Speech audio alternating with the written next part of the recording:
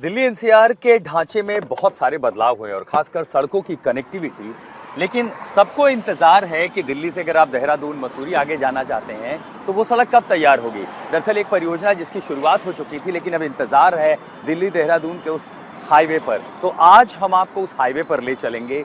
दिल्ली से देहरादून आमतौर पर जब आप मेरठ होते हुए या दूसरे रास्तों पर जाते हैं तो लगभग 6 से 7 घंटे 5 घंटे का सफर लगता है, लेकिन अब हम जिस सड़क पर जा रहे हैं दिल्ली से देहरादून सिर्फ 2 से ढाई घंटे या अधिकतम 3 घंटे में पहुंचा जा सकेगा। कभी भी ये हाईवे लोगों के लिए खोल दिया जाएगा, आखिरी पड़ाव पर है। तो दिल्ली से देहरादून पश्चिम उत्तर प्रदेश के कई इलाकों से होते हुए 210 किलोमीटर लंबी ये सड़क 6 लेन हाईवे लगभग 12,000 करोड़ से तैयार हुए इस हाईवे पर आज हम आपको ले चलेंगे और दिखाएंगे कि कैसे इस ग्रीनफील्ड एक्सप्रेसवे पर दिल्ली से देहरादून सिर्फ और सिर्फ 2.5 घंटे में पहुंचा जा सके। ये सड़क कितनी खास है, ये हाईवे कितने खास है, कितनी सुविधाएं आपको मिलेंगी और इसी के साथ सफर कितना आसान और शानदार होगा। चलिए तो आप भी शामिल हो जाइए हमारी इस यात्रा में दिल्ली से देहरादून।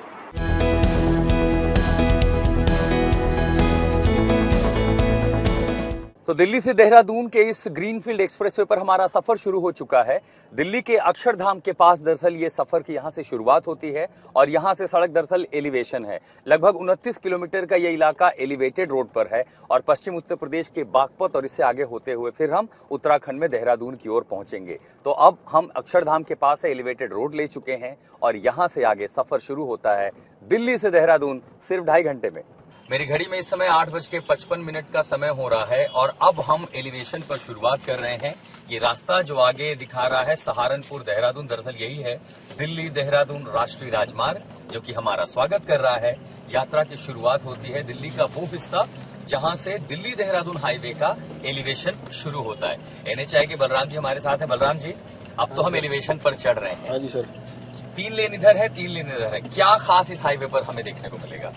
सर ये 6 लेन का एसेस कंट्रोल हाईवे है और एसेस कंट्रोल से अगर समझना चाहें तो क्या होता है? एक्सेस कंट्रोल का मतलब होता है सर कि इसमें लिमिटेड एसेस रहता है। आप जैसे जो लोकल रहते हैं उनके लिए लिमिटेड एसेस रहता है, कहीं कहीं जो कि बीच में से कहीं गाड़ी वाड़ी अंदर ना आ जाए, ऐसे घुस ना सके, तो एक्सेस कंट्रोल का मतलब रहता है। अच्छा देखिए, मैं एलिवेशन पर तो मुझे मजा आ रहा है, जाहिर है आगे रास्ता होगा। रफ्तार कितनी होगी, मैं अपनी गाड़ी कितनी रफ्तार तक चला सकता हूँ इस पर? इसमें 100 किलोमीटर की लिमिट है।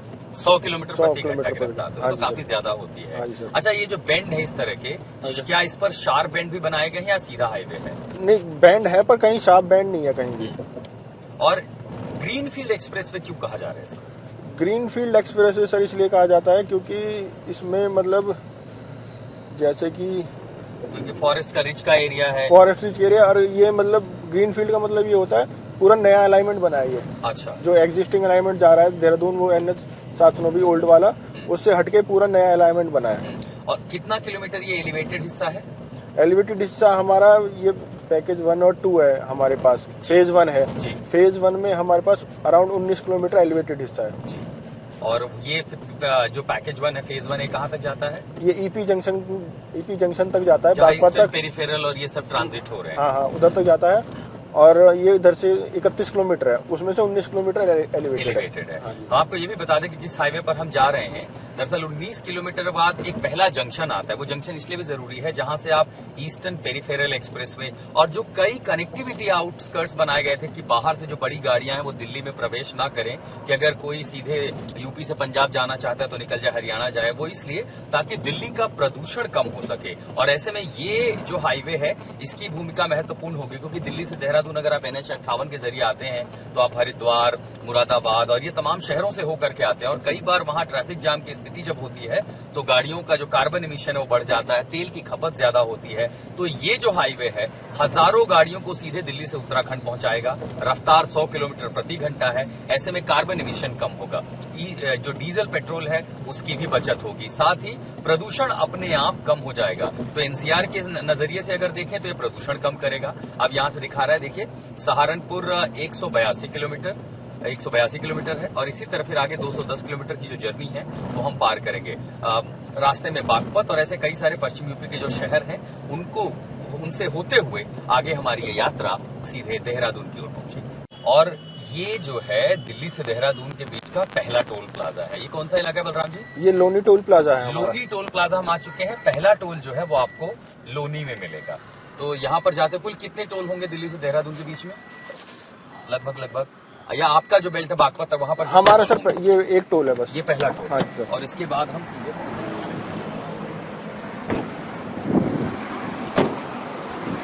दरअसल इस समय बहुत घना कोहरा है।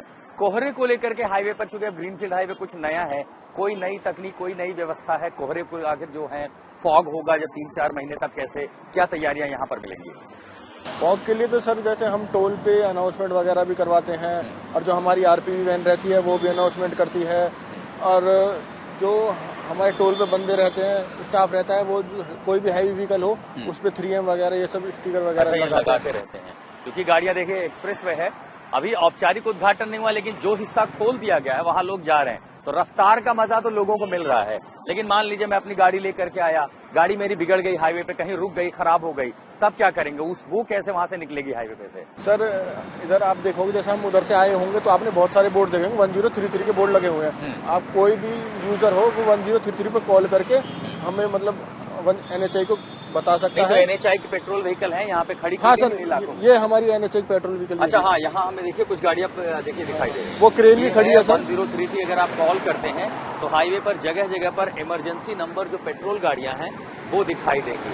तो ये क्या, ये टोइंग के लिए है या हमारी इमरजेंसी मदद के लिए, किस तरह की? ये इमरजेंसी मदद के लिए रहती है सर, और टोइंग के लिए सर हमारी क्रेन भी रहती है। अच्छा, टोइंग वैन भी रखी है, और उधर एम्बुलेंस भी खड़ी है, देख सकते हैं। अच्छा हाँ, मेडिकल एम्बुलेंस भी खड़ी है सर हमारी। तो ये इमरजेंसी के लिए, यानी अगर 210 किलोमीटर में खुदा न खासा किसी के साथ कोई अनहोनी हो तो मदद करके आपको यहाँ पर इमरजेंसी व्हीकल जो है NHAI की ओर से वो भी तैनात किए गए हैं। यानी एलिवेटेड हाईवे है, चूंकि आप अलग रास्ते पर जा रहे हैं, तेज रफ्तार से जा रहे हैं, तो ख्याल जरूर रखें। रफ्तार कहते हैं ना कि speed thrills but it also kills, लेकिन अगर ऐसी कोई अनहोनी हो जाती है तो उसके लिए भी NHAI ने यहाँ पर तैयारियां की हुई है। हम लोनी टोल पर हैं, अब आपको आगे लिए चलते हैं। तो फेज 1 जो था वहां तो हमने 100 किलोमीटर की रफ्तार से गाड़ी चलाई। हाँ। इस पर स्पीड लिमिट कितनी है? इस पे भी स्पीड लिमिट है, वो 100 की है आपकी। 100 बढ़ने के चांस है क्या, बढ़ा भी सकते हैं? नहीं, अभी तो दिस इज इकोनॉमिक, मतलब वो कॉरिडोर, मतलब नॉट एक्सप्रेसवे नाउ। अच्छा, दिल्ली देहरादून इकोनॉमिक कॉरिडोर, तो एक्सप्रेसवे पे 120 की स्पीड हम देते हैं, but on this economic corridor, this is a 6 lane economic वो कॉरिडोर, तो वो 100 की ही स्पीड अभी इस पे है रखी। इकोनॉमिक कॉरिडोर की वजह से कि एक तो उत्तराखंड का मार्केट बहुत अच्छा जुड़ जाएगा इससे। अच्छा, ये एक और टोल है। हाँ, ये वो काठा मतलब टोल प्लाजा है ये। अच्छा, हमारा तो लोनी के बाद कितनी दूरी पर मिलेगा ये दूसरा टोल प्लाजा हमें? लोनी की दूरी के बाद ये हमारा जो है लगभग, यानी लगभग 32-35 किलोमीटर अगर हम समझें। हाँ, वो 30 किलोमीटर। 30 किलोमीटर, तो ये दूसरा टोल होगा। हाँ, वो दूसरा वो टोल प्लाजा है। अभी इसकी कीमतें तय हुई है, कितनी है लगभग होंगी इस पर, या इस पर अभी आना बाकी है आदेश फैसला? हाँ, इस पर बाकी है। अच्छा, ये दोनों तरफ हम खेत देख पा रहे हैं।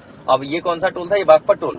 हाँ, अगर ऐसे काठा टोल, काठा टोल कहते हैं, बागपत जिले में ही आता है। हाँ, बागपत जिले में आता है। तो बागपत के पार हमने दूसरा टोल पार कर लिया है लगभग 35 से 40 किलोमीटर के बाद, और अभी लगभग काफी लंबी दूरी बाकी है। क्या 2.5 घंटे में यात्रा पूरी हो जाएगी? बिल्कुल। हाँ, ये 210 किलोमीटर का हमारा है ये, दिल्ली से देहरादून। तो 100 की स्पीड लिमिट है इस पे, तो आराम से वो 2.5 घंटे में आप 2.5 घंटे में पूरी देहरादून। लेकिन जैसे अभी कोहरा है, विजिबिलिटी जो है घट जाएगी, कई बार सर्दियों में दिक्कत होगी, तब उस पर उसके लिए कोई विशेष प्रबंध, क्योंकि ये तो ओपन एरिया है, यहाँ फॉग ज्यादा होगी, मॉइस्चर ज्यादा होगा। इसमें हम क्या करेंगे, ATMS हमारा इंस्टॉल रहेगा, और that is the advance traffic management system. VMS हम इंस्टॉल करेंगे वो जगह जगह पे, तो वेरिएबल मैसेज साइन, वो कोहरे के जो है मतलब चेतावनी मतलब देते रहेंगे। वो हमारी रूट पेट्रोल की व्हीकल रहेगी, रोड सेफ्टी के हम जो काफी सारे वो चीजें वो करेंगे कि मतलब कोहरे के साथ भी जो ब्लिंकर्स वगैरह है, वो कैट आइज हमारे, और ये सब जो है ब्लिंकर्स हैं कि वो कोहरे में जो सोलर ब्लिंकर, वो कैट आइज विजिबिलिटी अच्छा आपको वो प्रोवाइड वो करेंगे। वो आधुनिक जो है वो तकनीक लगाई जाएगी। ये देखिए सामने एक आ रहा है, ये VMS आ रहा है, तो यहाँ पे ये जो आगे लगा हुआ है, हाँ, ओवरहेड घंटी, यहाँ पे आपको आगे मतलब वो कोहरा है या जो भी आपको हमें इंस्ट्रक्शंस मतलब रोड यूजर को पास वो करने हैं, वो सारे इस पे हम आएंगे, और ब्लिंकर्स वगैरह रहेंगे, तो मतलब विजिबिलिटी जो कंट्रोल रूम है वहाँ से, हाँ, वो कंट्रोल रूम से मॉनिटर रहेगी रूट, मतलब पेट्रोल व्हीकल वगैरह के थ्रू। क्योंकि आमतौर पर सबसे ज्यादा देखते हैं ना कि हाईवे लोगों को मिलता है, कई बार वो रफ्तार पर काबू खो बैठते हैं, और फिर क्या होता है कि 100 हाँ, तो इस पे हमने जगह जगह पे स्पीड के वो कैमरास वगैरह लगे रहेंगे। ट्रैफिक अगर स्पीड लिमिट का अगर होगा वायलेशन, तो उसको डिटेक्ट करके वो चालान वगैरह कितना चालान होगा ये तो बता दीजिए। हम ये सबको कई जगह बार जगह शौक जैसे होता रहता है। अलग अलग, जैसे यूपी वो हमारा वो क्या होता है, वाहन वो पोर्टल है यूपी स्टेट का, मतलब हरियाणा यूपी अलग अलग स्टेट मतलब मोटर ट्रांसपोर्ट एक्ट है उसके MV एक्ट के तहत हर आएगा। स्टेट के मतलब नॉर्म्स है, दैट विल बी वो चार्ज स्पीड पर तो 2000 रुपए का आता है चालान। तो याद रखें आप लोग, अगर आप दिल्ली देहरादून ड्राइव कर रहे हैं, गाड़ी को 100 किलोमीटर के नीचे रखेगा 2000 रुपए का चालान आएगा। और जगह जगह हमने देखा सीसीटीवी कैमरे लगे हैं यहाँ पे। हाँ बिल्कुल लगे। ये स्पीड मॉनिटर सेंसर कैमरे हैं या मैनुअल चालान होगा? ये स्पीड मॉनिटर, हाँ स्पीड मॉनिटर। हाँ। अच्छा, एक चीज मुझे और भी जाननी थी। अचानक आप देख रहे हैं कि ई व्हीकल पर सरकार का जोर है, हम चाहते हैं कि ई व्हीकल्स आए, लेकिन मुझे भी डर लगता है कि मैं देहरादून की अपनी ई गाड़ी खरीदूं, वो 200 किलोमीटर जाएगी वापस आएगी, चार्ज होने की व्यवस्था है नहीं है, तो क्या करेंगे? क्या उसके लिए जगह जगह पे लगभग हर 30 किलोमीटर पे वे साइड एमिनिटीज हमने वो प्रोवाइड की हुई है। वहाँ पे होटल, रेस्टोरेंट, खाने पीने की वो सुविधा, trauma centre, e charging centre, वहाँ पे हर 30 किलोमीटर पे ये सुविधा मतलब लोगों को उपलब्ध होगी यहाँ पे। अच्छा, मतलब फंस गए तो मदद पहुंच जाएगी। हाँ बिल्कुल बिल्कुल पहुंच जाएगी। गाड़ी मान लीजिए अगर बैटरी बंद हो गई, हाँ तो बिल्कुल आप क्या है 1033 हेल्पलाइन मतलब नंबर है NHAI का रूट, मतलब वो पेट्रोल वो हमारी वो गाड़ियां जो है वो कभी भी आप उस पे वो कॉल करने पे इमीडिएट वो लोग वहाँ पे आ जाते हैं और आपको जो है आपको खाने पीने का रेस्टोरेंट में 35-40 किलोमीटर आगे भी कुछ बहुत ज्यादा कब तक मिलेगा खाना पीना? नहीं, देर इज अभी एक पीछे था वे साइड एमिनिटी, ये हमारा एक और इंटरचेंजेस है। अच्छा। यहाँ पे जो मेरठ मतलब बागपत ये नेशनल हाईवे है, जोड़ा जाएगा। उसको यहाँ पे एंट्री एग्जिट के है पॉइंट यहाँ पे। अभी पीछे हमारा वो काठा में ही वे साइड एमिनिटी जो है वो कंस्ट्रक्ट मतलब हो रहा था, और वगैरह होते हैं। हाँ हरे मतलब रेस्टोरेंट ये भी जल्दी तैयार हो जाएंगे। हाँ देहरादून के बीच में कितनी जगह ऐसे जो एमिनिटीज है वो मिल पाएंगे? हाँ हर 30 किलोमीटर पे आपको, जैसे मैंने वो बताया वो काठा में है, आगे हमारा जो है मतलब 30 किलोमीटर आगे एक और वे साइड एमिनिटी आएगा जो कि बागपत जिले के ही बिजरौल गांव में है।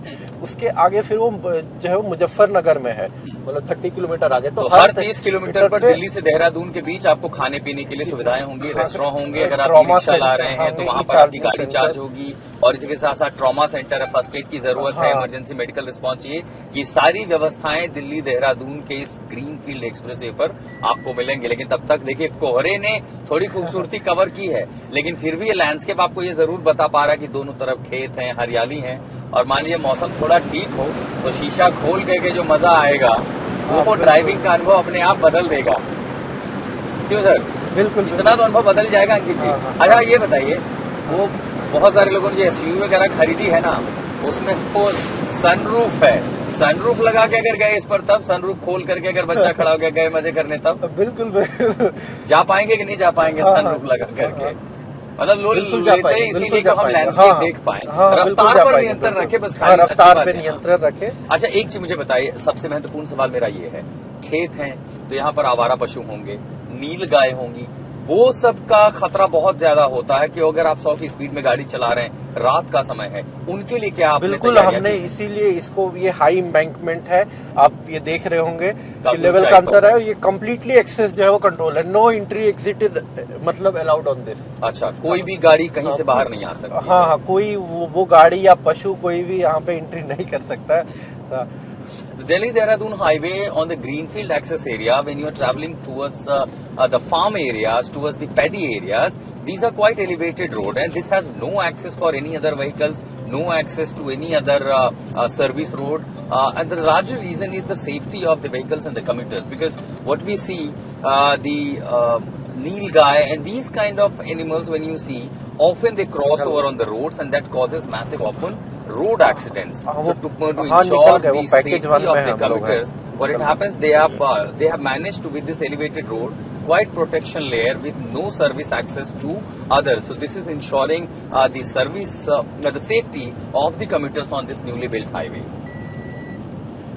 आपको एक मन में जरूर ये ख्याल आएगा कि जब हम हाईवे पर जा रहे हैं, कई बार हमने देखा है कि आवारा पशु आ जाते हैं, नीलगाय आ जाते हैं, तो दिल्ली देहरादून में जब आप बागपत से आगे देखिए, हम आगे जब बढ़ रहे हैं, ये सड़क ऊंचाई पर है, खेत का हिस्सा काफी नीचे है, सड़क ऊंचाई पर है, और वो इसलिए है ताकि जो आवारा पशु हैं वो हाईवे पर ना आए। इसी के साथ साथ कई बार आप देखते हैं कि छोटे शहरों से गाँव इलाके बाइक आ गई, सड़क आ गई, हाईवे पर चले आते हैं, और रात के समय में दुर्घटनाएं होती हैं, हेलो, वो ना हो, आपकी पैकेज वन से रफ्तार हम पर लोग असर ना निकल पड़े, गए, समय आप लोग खराब आ ना जाइए हो, वहाँ पे, दुर्घटनाएं ना हो, उसके लिए ये जो हाईवे इसको ऊंचाई पर बनाया गया है। ऊंचाई के साथ साथ बैरिकेडिंग जो आप देख रहे हैं, मेटल जो चल रहे हैं, प्रोटेक्शन लगाई गई चलते हुए आ है रहे कि हैं। आवारा पशु भी ना, ये देखिए पूरा का पूरी जो सड़क है वो जमीन से काफी ऊंचाई पर है, ताकि दिल्ली से देहरादून की दूरी समय कम बचे ही, दुर्घटनाएं ना हो, जो यात्री हैं वो सुरक्षित हों, और नीलगाय या दूसरी ऐसे जो जानवर जो अक्सर हाईवे पर आ जाते हैं वो यहाँ तक ना पहुंच पाए, यानी सुरक्षा को बहुत ज्यादा ध्यान में रखा गया है। तो दिल्ली देहरादून हाईवे पर अब हम जहाँ पहुंचे हैं, दरअसल आगे ये रास्ता मेरठ को और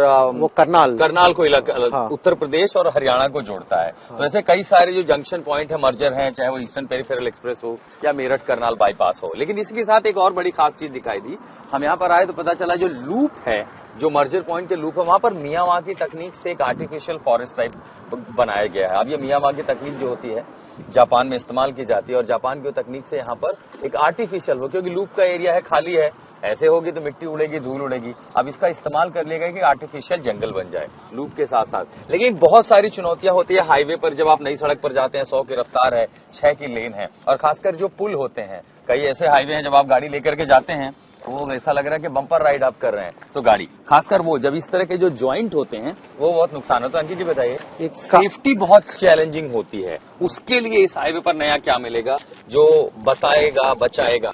रोड सेफ्टी के लिए यहाँ पे काफी सारे जो है मतलब कैट आइज वगैरह ये सब होंगे, जो ब्लिंकर्स वो होंगे, वो रात में विजिबिलिटी देंगे। ये हमारा एक्सपेंशन जॉइंट है बी साहब, ये काफी स्मूथ रहेगा, यहाँ पे कोई आपको वो जर्क नहीं आएगा। हाँ, वो कोई भी वो जर्क नहीं आएगा।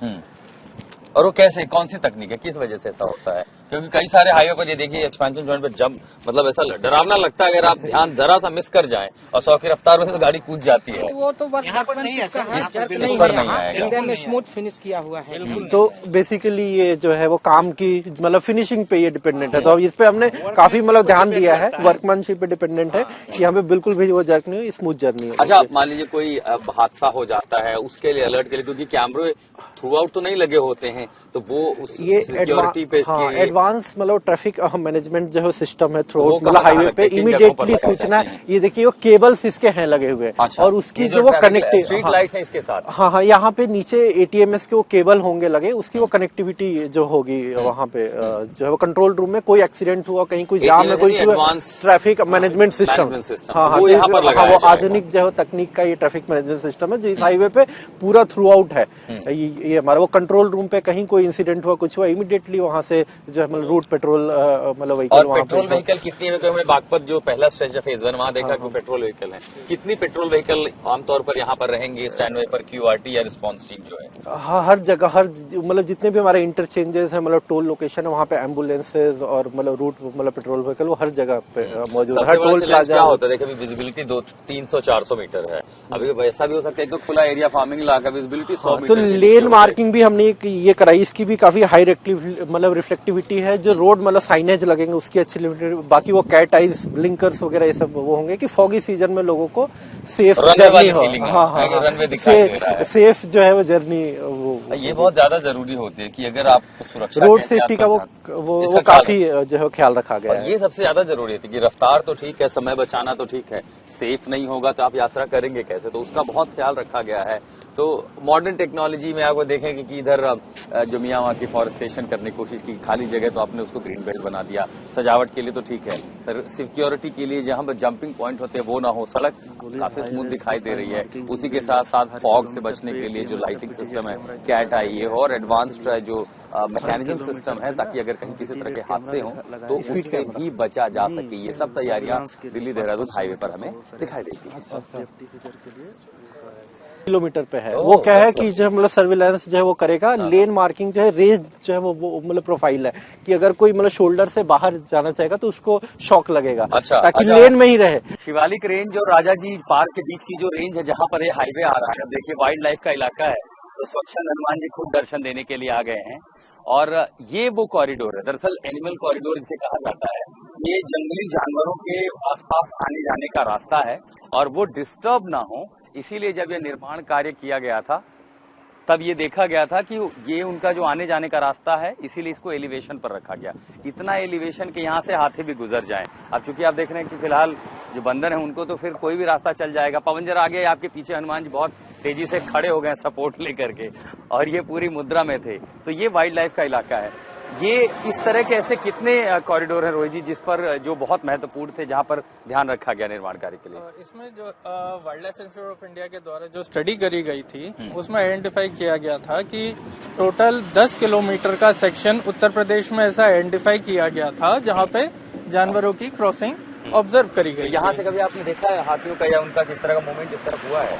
यहीं से आते जाते हैं वो? हाँ, इसमें ड्यूरिंग कंस्ट्रक्शन कई बार हमारे को जो लेबर है उन्होंने बताया था कि मतलब हाथियों का मूवमेंट ऑब्जर्व किया गया था, बट वो ज्यादा हमारे पास आए नहीं कंस्ट्रक्शन के टाइम।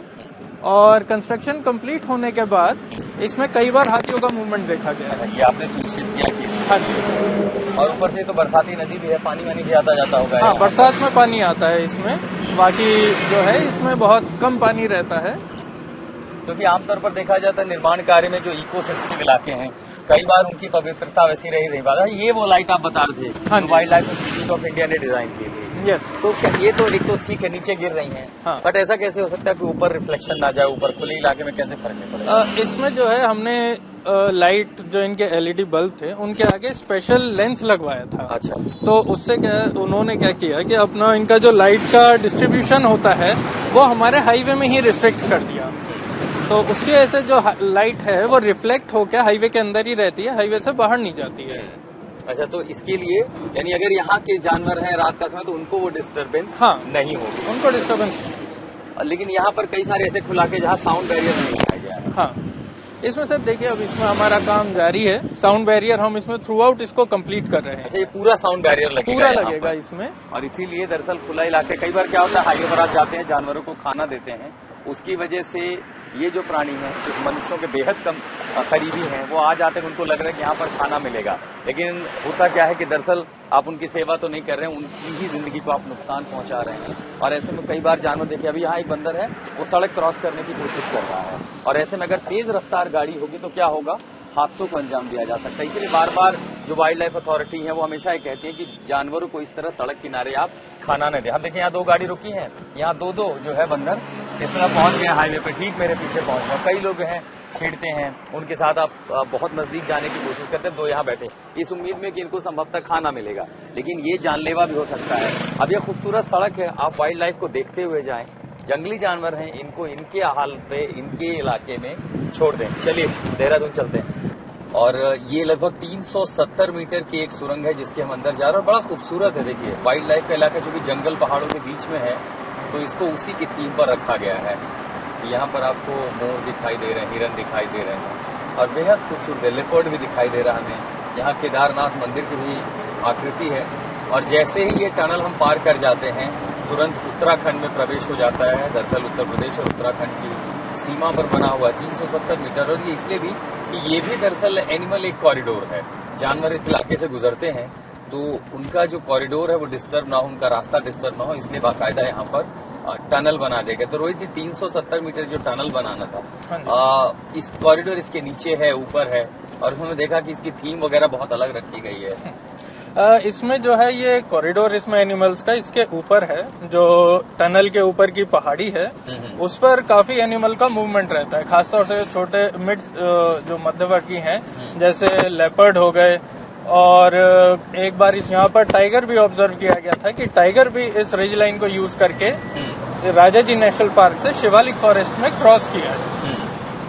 तो वो रिज लाइन एक बहुत इम्पोर्टेंट कनेक्टिविटी है इसमें एनिमल की क्रॉसिंग के लिए। और अब हम उत्तराखंड की सीमा में आ चुके हैं। अब हम उत्तराखंड में प्रवेश कर चुके हैं।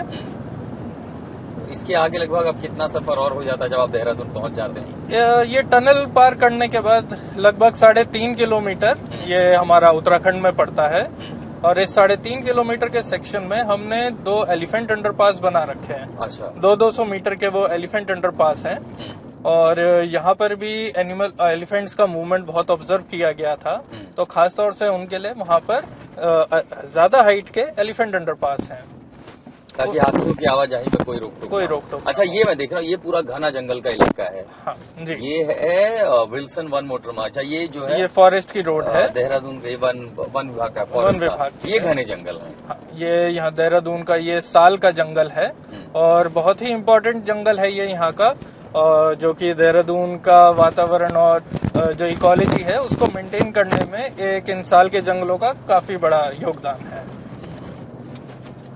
और ये अब हमारा खूबसूरत भी है। मतलब आप सोचिए कि दोनों तरफ आप जंगलों में जा रहे हैं और जंगल के बीच से गुजरता हुआ एक रास्ता। अच्छा, ये आपके लिए मुश्किल होगी कि यहाँ लोग रुके नहीं, क्योंकि अब ये तो सेल्फी पॉइंट बन जाएगा, तस्वीरों का पॉइंट बन जाएगा, कैसे रोकेंगे लोग? इसमें हमने रेगुलर पेट्रोलिंग का प्रावधान रखा हुआ है कि हमारे आप सेल्फी के लिए नहीं रोकने देंगे? हाँ, क्योंकि देखिए सेल्फी के लिए एंजॉयमेंट ठीक है, बट गाड़ी बीच इसमें क्योंकि हाई स्पीड कॉरिडोर है, गाड़ियां इसमें काफी तेज रफ्तार पे 100 की रफ्तार से चलेंगी और कहीं बीच में अचानक कोई रुका हुआ हो तो एक रोड सेफ्टी का एक इशू, हादसे हो सकते हैं। तो लोगों की सेफ्टी के लिए ही हम उनसे गुजारिश है कि वो इस पे ना रुकें। अब ऐसे ही देखिए, ड्राइव करते हुए आप थोड़ी बहुत खूबसूरती देख सकते हैं, जैसे मैं देख पा रहा हूँ। मेरा भी मन कर रहा है यहाँ उतर के कम से कम तस्वीरें ली जाए। बहुत खूबसूरत है। मतलब एक होती है कि सड़कें चलिए बन रही है, देख रही हैं, इस खूबसूरती को आप जीते हैं और ये है वो पॉइंट। अब ये हमारा इसका कॉरिडोर का एंड पॉइंट आ गया है। मतलब दिल्ली देहरादून का कॉरिडोर यहाँ खत्म, यहाँ समाप्त होता है। और इसी के साथ क्या हम मान लें यहाँ देहरादून पहुंच चुके हैं? जी हाँ, अब ये देहरादून शहर स्टार्ट हो गया और इसी के साथ देहरादून शहर, और इसी के साथ देखिए उत्तराखंड में हमारा स्वागत हो गया। हम पहुंच गए देहरादून के बाहरी हिस्से में। रेलवे स्टेशन है सिर्फ 8 किलोमीटर, घड़ी में बज रहे हैं 1:30। हमने जो समय शुरू किया था, समय दरअसल इसलिए लगा क्योंकि रास्ते में हमें आपको रिपोर्ट बनानी थी, हम उन जगहों को दिखा रहे थे। तो अगर देख लिया जाए तो वाकई दिल्ली से देहरादून 2.5 घंटे में पूरा किया जा सकता है। बहुत ही शानदार सड़क है और जैसे ही ये सड़क आप सबके लिए खुली, बस याद रखिएगा कुछ चीजों की परवाह रखें, ओवर स्पीडिंग ना करें, जो एनिमल कॉरिडोर है वहां पर ना रुकें, जानवरों को खाना ना खिलाएं। लेकिन इसके अलावा देश की राजधानी से उत्तराखंड तक पहुंचना, देहरादून तक पहुंचना बेहद आसान है। 2.5 घंटे में ये सफर पूरा किया जा सकता है और इसीलिए हम आपको ये रिपोर्ट लेकर के आए थे ताकि आप हर उस बारीकी को समझ सकें। और आधुनिक सुविधाएं भी हैं, टेक्नोलॉजी का इस्तेमाल किया गया है और इसी के साथ देहरादून में हमारा सफर तय होता है। और आखिरकार उत्तराखंड में आते ही Delhi Dehradun corridor expressway, greenfield expressway पर हमारा सफर खत्म होता है। 2.5 घंटे की यात्रा बेहद मजेदार रही। हमारे लिए समय ज्यादा लगा क्योंकि कई जगहों पर हम रुके, हमने आपके लिए वीडियो रिपोर्ट तैयार की। तो ये अनुभव बेहद शानदार था। दिल्ली से देहरादून 2.5 घंटे में पहुंचा जा सकता है। हाँ, कुछ बातों का ख्याल रखें, ज्यादा तेज रफ्तार से गाड़ी ना चलाएं, एनिमल कॉरिडोर में ना रखें। आधुनिक तकनीक, स्मूथ राइड, खूबसूरत लैंडस्केप, इन सब को देखना है तो दिल्ली देहरादून का ये जो हाईवे है ये आपके लिए बेहद शानदार अनुभव होगा। बस उसी के साथ यात्रा जो है बेहद अपनी सुरक्षित रखें, नियमों का पालन करें। आइए, दिल्ली देहरादून का जो ये सफ़र है हमने तो बहुत अच्छे से एंजॉय किया, उम्मीद है आप भी ये करेंगे। फिलहाल देहरादून में ये सफ़र को तय करने के बाद आशुतोष मिश्रा और पवन के साथ इतना ही। आप देखते रहिए आज तक। जैसे कि मैं सो रहा हूँ तो पिताजी को जगाना है मुझे, तो वो डायरेक्ट उठाने के बजाय, और हिंसा की परंपरा मेरे यहाँ नहीं थी सौभाग्य से, तो वो क्या करते थे कि उस कमरे में आ जाएंगे या बाहर से गुजरेंगे और चौपाई बोलेंगे, प्रात काल उठ के रघुनाथा मात पिता गुरु नावई माता। कभी कभी मैं गुस्से में उठ करके अरे पापा, चरण स्पर्श किया और सो गया। मैंने कहा अब मत उठाना।